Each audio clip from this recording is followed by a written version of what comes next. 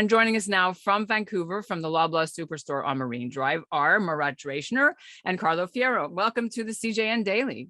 Thank you. Hello. It's great to have you here as we delve into the topic of kosher for Passover pop. The reason I asked you guys is because I saw a picture on your social media of one of your employees standing beside this mountain pallets of kosher Coca-Cola. Why did you decide to, go public with it? What's the significance of when this arrives in your store, in your history of your store? Anyone can start. So in our location, we have a big Jewish community, and years past, we were bringing Pepsi products in for Passover, but as the pandemic happened, we weren't able to bring these products in anymore. So we did some digging, and with Coca-Cola having Passover pop, we ended up asking our local rep if we could get this product in, and that's how we ended up bringing it in. So this is the first year, or this is the second year you brought kosher Coke in for Passover? This is our first year for bringing it in. Oh, okay. So that's even bigger story. And what is the background? Go ahead, Marat. We did have kosher pop in the past. We did have Pepsi. It came in from Israel, and we did that for a couple of years. And as a result of the pandemic, there was going to be a lot of delays, and it just wouldn't have made it in time for Passover. So, like Carlo said, we did some digging, and we found that there was actually a local production, and that's how we ended up with the Coke in our store for Pesach. So when you say local production, do you know specifically where in Canada or North America this is made? No, I don't know, but the string of questions led going from Calgary, and then they reached out to a rep here in Vancouver. Subsequently, we spoke to him, and he reached out to his manager. So I'm not sure where it's coming from, but they did tell me it was a Canadian production. So background a little bit. So you, Marat, have been in the store, sort of in charge of kosher for Passover stuff for 7 years. What is your experience when people want kosher for Passover pop? And what do they bug you for 2 weeks before? Like, are they asking you about this? Tell me what your experience. So over the years, I've gotten to know my customers very well, and I keep in touch with them through the different social media apps and things of that nature. And through that close connection, I know exactly what they want. And a lot of people love Coke, and especially I know there's a few families, really a handful, that buy 50, 60 bottles at a time just to drink it through Pesach, because they have large families also, and that's kind of their thing. And so for whatever reason, people who don't drink pop throughout the year, Pesach is a time when they just need to have it. And we've seen the sales over the years with the pop that was coming in from Israel, and it just made sense to make sure that we keep bringing it in, mainly because it brings the customers here, and just another thing that we can offer them, for Pesach. So have you ever tried kosher for Passover Pepsi or Coke, either of you? We just tried it before the call for the first time to see. You're taking one for the research for the team, right? For the team. I could not tell the difference. We did a little bit of sampling upstairs with some of the other supervisors, and some of them did say it tastes sugary, more like a cane sugar, but I couldn't tell the difference between normal Coke or the Passover Coke. Yeah, I'm not sure if they changed the ingredients somehow for Pesach, but this one has an MK hexer on it, and I'm not sure if that's different throughout the year, but everyone says it tastes a little bit sweeter. What do you think? I also don't usually drink pop. I did sample it, so to me it was sweet. Even the zero one was sweet to me. So it's hard to know. I have nothing to compare. Oh, you had the regular Coke Zero, Diet Coke, non-kosher for Passover. No, so there's two varieties. We have the Diet Coke and regular. Diet Coke is not kosher, I heard, for Passover. It is. We have the Diet Coke and regular. Regular, both are. But the Diet Coke is kitniot. Okay, so you got to explain to Carlo the dietary difference for. It's too much to explain. I would have to take Carlo to a synagogue and have a whole, biblical class about it. I'm an honorary member of the tribe, but here's the thing. Well, Jews, Italians, there's a lot of similarities, but in terms of, well, it's Easter weekend. It's the same thing, right? It's busy Friday night, Saturday. You guys are doing the same thing. So the kitniot is a very important, interesting thing. You sure you don't want to explain? Because otherwise I will. It takes 2 seconds. Go ahead, explain. All right. So there's two kinds of people in the Jewish faith. There are those who come from Eastern Europe and are called Ashkenazis, and they do not eat anything that has potential to leavening. So no grain, barley, hops, corn, anything that you can make bread or whatever with during Passover. It's like Lent. You can't eat anything.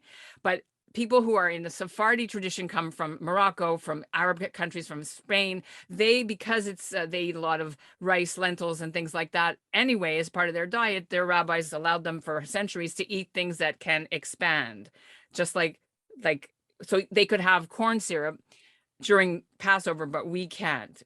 So corn syrup, which is what I think they make Coke with, is a no-no for most Canadian, North American Jewish people. And that's why you would have to have only the one that's made specially for Passover.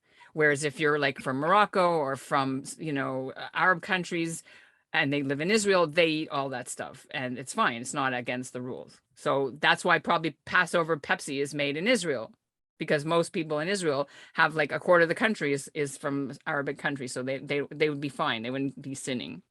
Right. Does that make any sense? Makes sense. Makes sense. It's like Lent. That was the only part that was missing for him to become the honorary Jew. So that was it. So what anecdotes have you heard, but either of you, from Jews and non-Jews customers who are interested in this stuff? Like what's special that you ever had any experience where they were buying it? Well, I mean, for instance, this one family that bought 50 bottles, they have kids that are autistic, and this is just something that they always crave. That's one of the reasons they bought it. Others, there's grandparents and things of that nature who just are less caring about their health around Passover. So they're buying things that they usually wouldn't eat or get restricted from eating throughout the year. So just for those reasons, and some just buy it as a treat. Again, they don't drink it throughout the year, but Passover is always a treat for people. They'll eat and enjoy things that they might not throughout the year.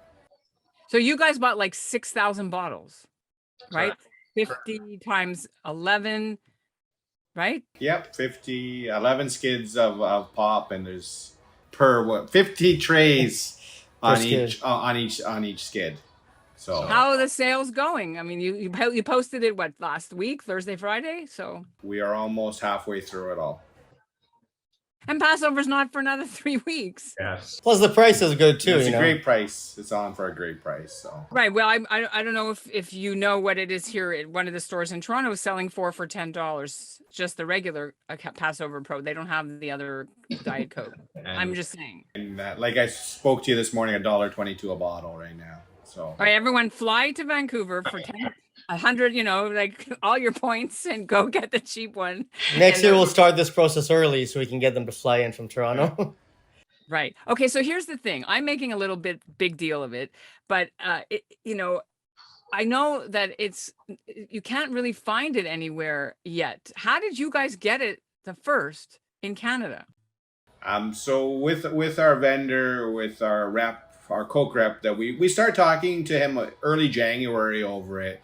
So he ended up going to someone in the head of Coca-Cola, and basically we were able to secure, so much was secured for the West, but no one was really interested in it. And I secured, I think, everything except maybe 2 pallets that went to some competitors. Whose names we won't mention. Yeah. Are they in Vancouver though, or in the Lower Mainland, or is that not a different? It could be anywhere in the West. Actually, I think at the end he said that they were going to send it to the competitor, and they gave it to us. I think they were. I don't know, because we only had ordered 10, but he gave us an extra one, so maybe the competitor only took 1. Right. What happens if it doesn't all go, or you're not expecting that to be the case? I don't have a worry about it not selling. People who don't know what that's for Passover are going to buy it as a regular Coke. So to the regular public, so after you're going to be like the Easter candy, it's like really cheap, half price. I don't think we'll get to that point. Right? But normal customers are buying it also. The only difference is there's a sign above it that says kosher. But other than that, it's regular. Right? We've segregated it away from the regular aisle. It's at the front with our Passover selection. But if you're a customer walking in, you see a great price, you might just pick it up and not even know what you picked up. Right. Okay. As you mentioned, it's so bad for you, especially if people that have diabetes or like they can't eat this stuff. And if anyone's like celiac or gluten, they can't eat this stuff either. Right. So that's why this would be better for them. But it is really bad for you, this Coke. The Diet Coke has 0 sugar, and the other one is 40 grams of sugar. So, people are making choices and giving themselves allowances what they can and they can't drink. Okay, if this doesn't kill you, the matzah for 8 days is going to kill you in another way. Well, we've got prune juice and we've got prunes for that. So we look after our customers. Literally, that's the funniest thing people have said to me all week. Okay, on a more serious note, have you ever heard in the last few weeks or months about supply issues for kosher food in general for Passover? And have you experienced that because of COVID or supply issues as well? So the beginning we did, I started ordering products early February to make sure that because of all the issues, to make sure that they're able to get these things and there's enough time for vendors to get back to me and tell me what they can and cannot do. So for sure, there's King David matzah is not available. The Manischewitz matzah is taking a while to get here. A lot of back order on products as they're waiting for them to come, from Israel and from the States. So there's definitely delays, but because it started early to be able to order all this, we're able to work through it. And I believe the majority of the stuff we're able to get or have enough time to be let know what won't come so we can let our customers know ahead of time. And so there's no real disappointments for when they're shopping. Would you say you're the store in the retailer in Loblaws that has the biggest amount of Coca-Cola for Passover of all Canada?